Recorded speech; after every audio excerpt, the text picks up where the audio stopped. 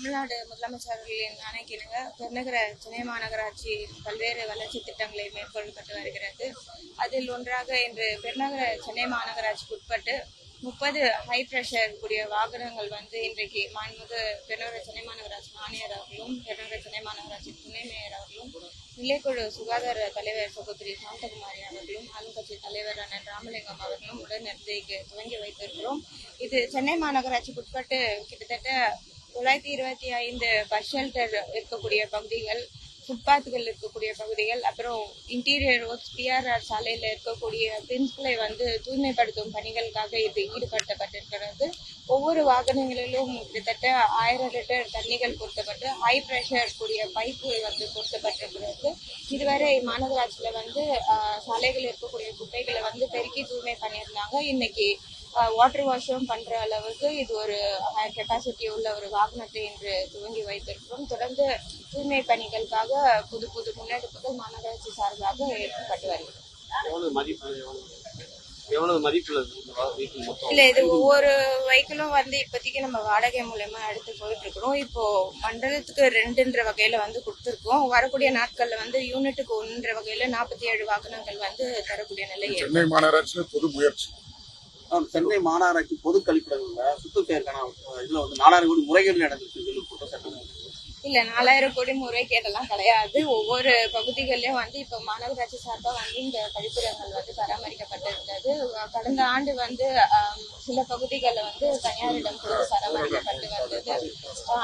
இப்பொழுது அந்த பகுதிகள் எல்லாம் பாத்தீங்கன்னா எந்தெந்த டாய்லெட்ஸ் எல்லாம் ஃபர்ஸ்ட் டெலாபரேட் கண்டிஷன்ல இருக்கு, எந்தெந்த டாய்லெட் எல்லாம் யூசேஜ் இல்லாம இருக்கு, எதனால யூசேஜ் இல்லாம இருக்கு, பொதுமக்களுக்கு அந்த பகுதிகளில் அந்த டாய்லெட் தேவைப்படுதா இல்லையா அப்படின்ற கணக்கெடுப்பெல்லாம் எடுத்துட்டு புதுப்பிக்கும் பணியில டெமாலிஷ் பண்ணி நியூ கன்ஸ்ட்ரக்ஷன் கொண்டு இப்ப டாய்லெட்டே நவீன முறையில ஏற்படுத்தப்பட்டு வருகிறது. பொதுமக்களும் இது நல்ல வகையில பராமரிக்கப்படுகிறதுன்றதுனால பொதுமக்களும் இது நல்லா பயன்படுத்தி கொண்டிருக்கிறார்கள்.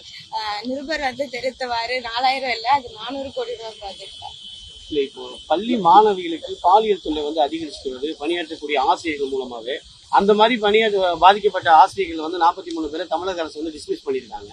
இப்ப மாநகராட்சி கிட்டத்தட்ட 250க்கும் மேற்பட்ட பள்ளிகளை நடத்தி வருவாங்க. அந்த மாதிரி புகார் அந்த மாதிரி நடவடிக்கை இருக்குமா? இல்ல, சென்னை மாநகராட்சி பொறுத்த வரைக்கும் நம்மளுக்கு 419 பள்ளிகள் மாநகராட்சி வகைப்பாட்டுல இருக்கிறது. தொடர்ந்து மாநகராட்சியில ஆசிரியர்கள் மூலமாவோ மாணவர்களுக்கும் இந்த பாலின சமத்துவத்தை பத்தி சொல்லி கொடுத்திருக்கிறோம். கடந்த 2023 நிதிநிலை அறிக்கையில கூட மாநகராட்சி சார்பாக ஒவ்வொரு மாணவர்களுக்கும் இந்த ஜெண்டர் அண்ட் பாலிசி லேப் துவங்கப்பட்டது. இத்திட்டத்தின் மூலியமாக 6ஆம் 7ஆம் மற்றும் 8ஆம் வகுப்பு மாணவர்களுக்கு குட் டச் என்ன பேட் டச் என்னன்றதை சொல்லி தரோம்.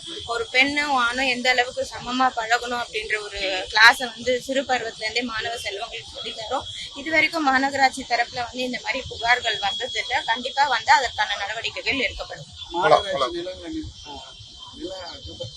அபகரிப்பு நடந்துச்சு, அதை ரெக்கவர் பண்றதா